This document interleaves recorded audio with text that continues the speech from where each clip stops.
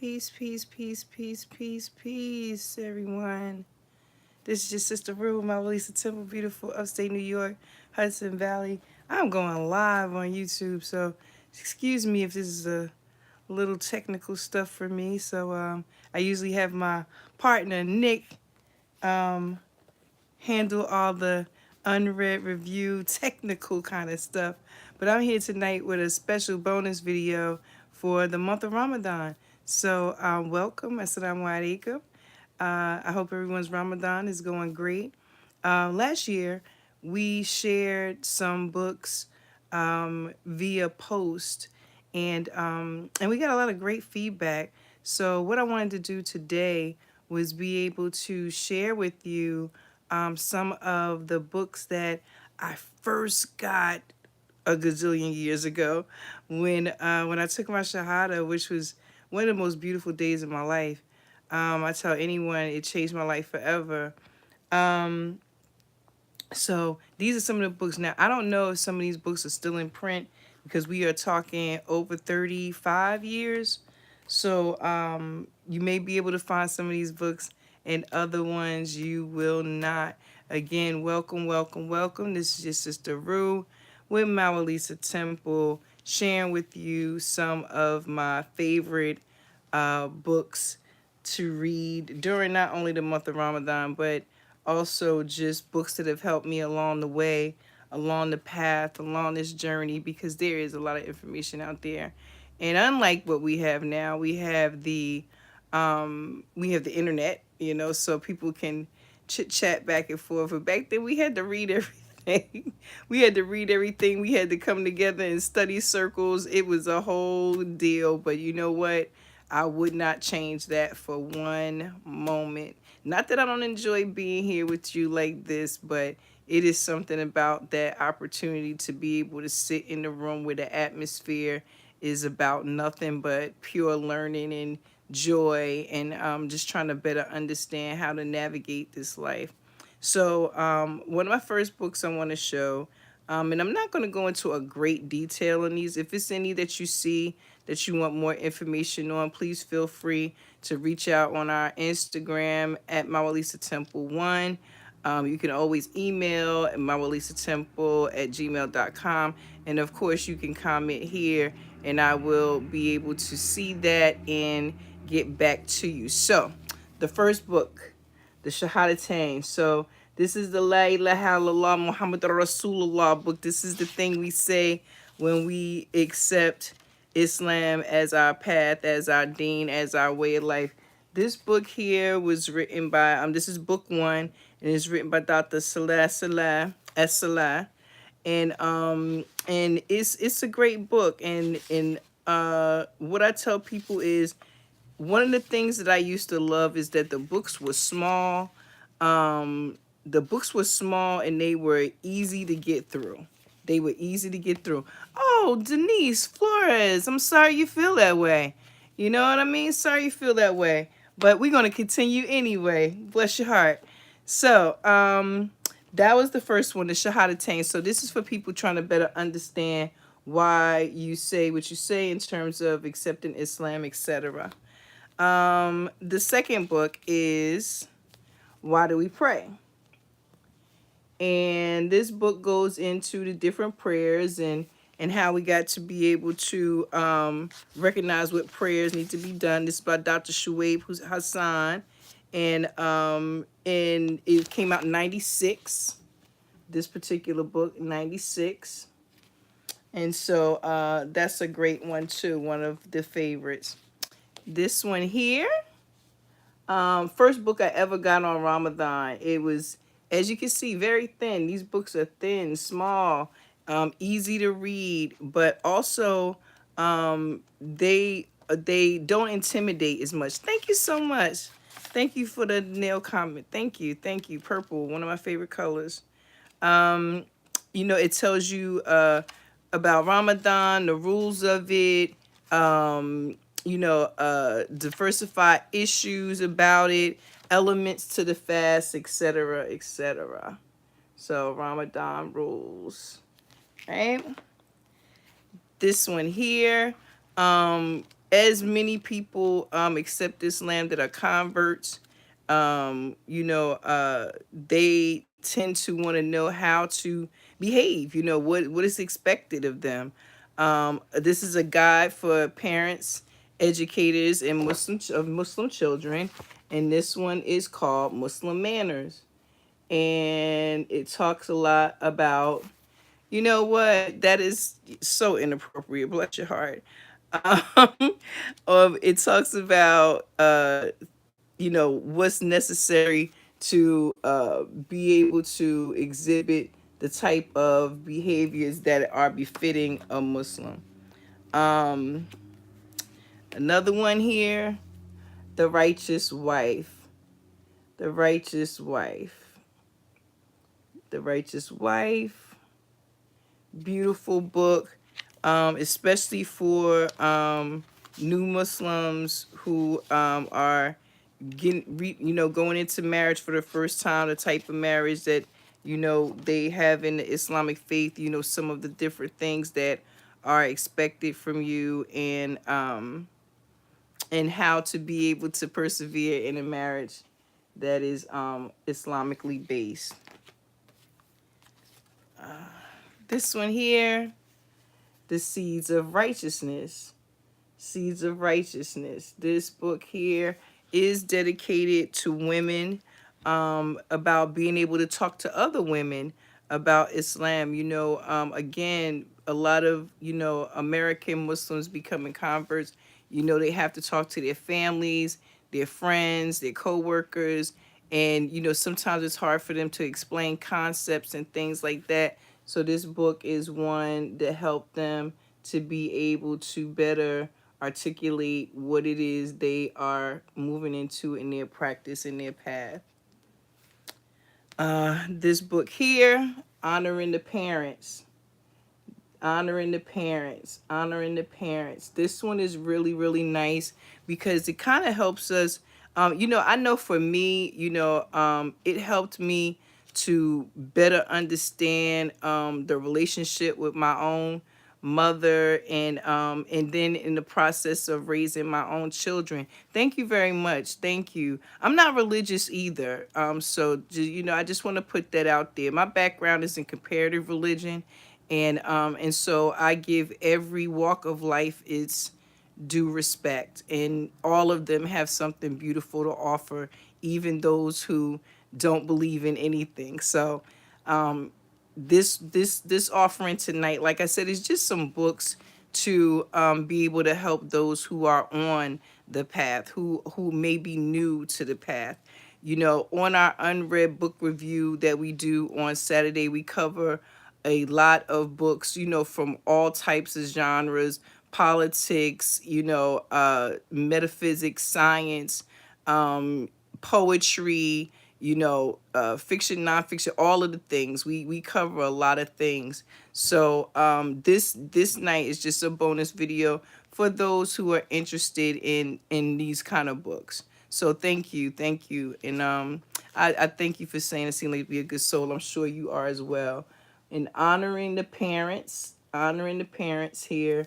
This is a really, like I said, it's a great book, and it kind of reminds us that nobody is born with a booklet on how to raise a child, and or how to be a parent, and especially when you are trying to raise them in a way where their moral compass is in line with one that would make them righteous, if you will. And this is not righteous again in the religious sense. This is just upright human, because this is about the way you walk, the way you live your life, the way you treat people, the way you want to be treated. So, honoring the parents.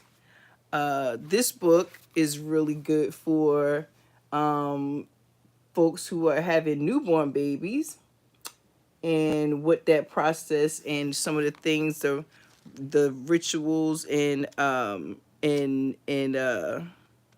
key points about having children in Islam.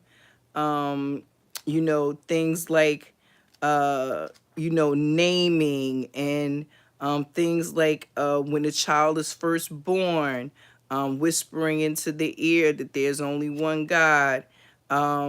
These things are just little reminders of for parents and newborns, and because that can be intimidating. You think about it like this: you in a brand new faith, you don't really know much. Now you married and you having a baby, and you have no idea what the rules are. So that's a great one, welcoming a newborn child into Islam. This one here, raising children. I always thought this was a great one, a great reference book, always to go back to. It talks about children from the small age, from littles all the way up to teenagers. It talks about things like talking to them about smoking and drinking and drugs, and it talks to them about their own faith, and if that is what they want to do. I tell people one of the fortunate things that I can say for myself was I was very open-minded to allow my children to find their own space when it came to their spirituality. I feel like that's a personal relationship for every person, for each and every individual person. So with that being said, in raising children, some of the things in here may seem very rigid, some may seem a bit looser, but what I say is that regardless, it's nice to have a guide, something to go to be able to take a look at and just reference and see what the scholars say. This one here, I homeschooled my children. So teaching them Arabic, because that was not my first language, teaching them Arabic was a challenge sometimes. And so books like this one were really great because they are colorful.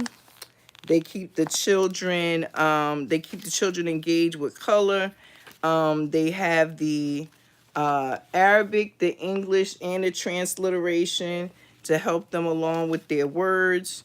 It's a great identifier for letters and things like that, being able to identify their Arabic letters. So again, invocations for Muslim children. And I only have two more, and I thank you again for being with me tonight. Just to share this little bonus video with you. This one is the call to Islam and the caller. And this is for the people who are ready to go out and share Islam with people, to be able to go out and talk to people about the dawah, the calling of to come to Islam, and how to be able to present that in a way that is not as intimidating as others. I can say that in my studies, every walk of life, every walk of life has had people who persecute it, people who are against it, people who think it's the wrong thing. One thing I always tell people is, at the end of it, you'll see who's right. And if that's what your goal is, to see who's right. But more than anything else, I found that spirituality is about walking this plane. Okay? So walking this plane, in that, what do I mean? I mean your moral compass. What guides you? What rules do you follow? Morals, principles, values, etc. And of course, everyone, like I said, gets their just due in terms of criticism. However, what we will really find is that there is a common good, a common thread that goes through all of these walks of life, and that and whatever applies to you, and what doesn't. And I mean, it's just that simple. It's nothing to argue about. If this is what you want to try and read and understand a little bit more about, do so. If not, don't. No one's forcing you. No one's forcing you. But this one here is the call to Islam, and that's why this one is important, I think, for me, because it really allows you to be able to go out and talk to people about the faith of Islam without feeling the pressure to convince someone. This is not what we are here for. We are not here to convince anyone. Okay? So, the call to Islam and caller.